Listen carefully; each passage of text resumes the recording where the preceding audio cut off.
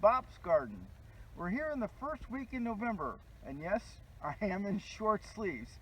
Go figure. It's a nice day to prune, so we're going to prune these PG Hydrangea standards. This is a hydrangea, and the PG stands for Paniculata Grandiflora. And as the name might suggest, the Grandiflora part anyway, it gets these very large flowers. They get white. I like to prune these in the fall time. The reason being is that the snow gets on these flowers, flower heads like this. They're dried, and it accumulates on it, and it gets very, very heavy. And it could bring this right down, and you can get fractures in the stems.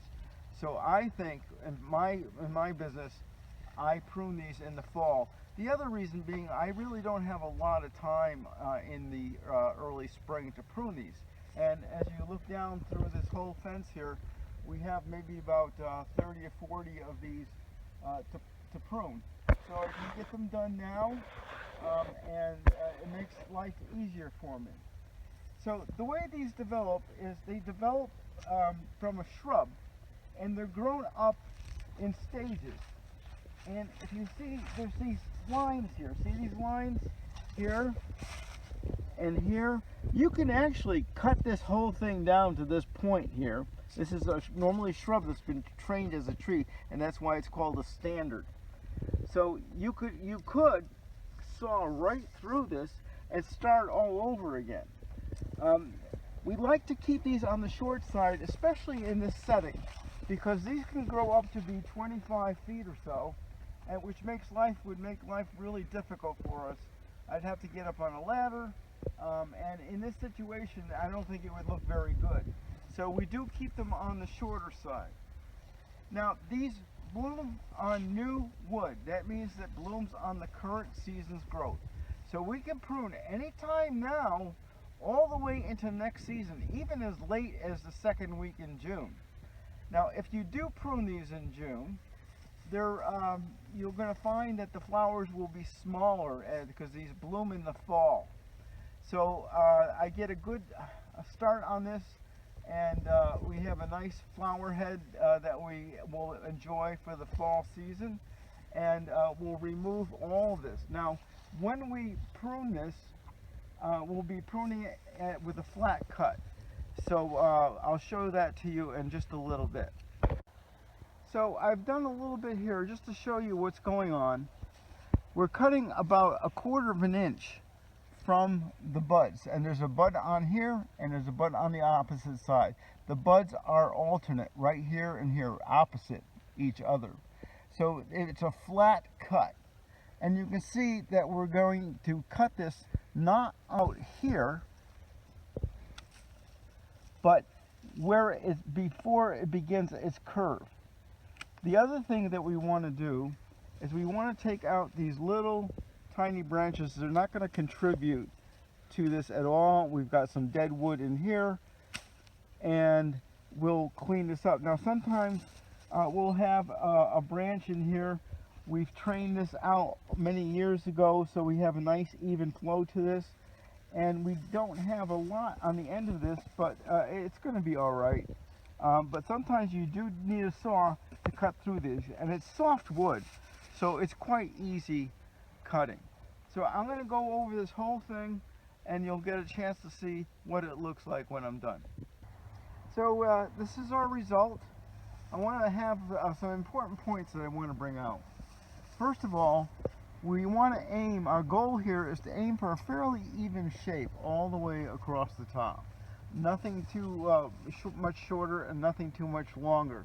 Remember, you want to watch our video on pruning for beginners, and in there we go into great detail about why this happens. But the harder we cut, the more growth we're going to get. Now, there are a couple important points I want to show you here. One is that when you're cutting, you'll see that these buds are opposite on each side, here and here, there and there. We don't want, these are nodes in here where we're going to get leaves. that's a good point in here is that a good way to do this is to wait for it to completely defoliate so you can see what you're doing. But one thing we don't want to do is we don't want to cut in between the nodes. We don't want to do something like this. We want to come right back to about within 1/4 inch, because if we cut in between like this, what happens is it just dies back and it causes congestion. So this was a node that was cut in the middle, and it didn't bud out at all. So we take those out so we have a lot of nice air circulation in here, and it's nice and open. The other thing I want to point out to you is that you don't necessarily have to cut the new growth in through here. You can go back onto the old wood, and that when you cut here, it will come out in the spring. That's the new wood, and it will have flowers. So you can cut along any of these points in here. There are latent buds in here. All these are latent buds. So if I were to cut right through here, this would all sprout out. So we have a branch here I want to show you. We can cut any number of places here. Here, there, anywhere in through here. There's not much of an end here.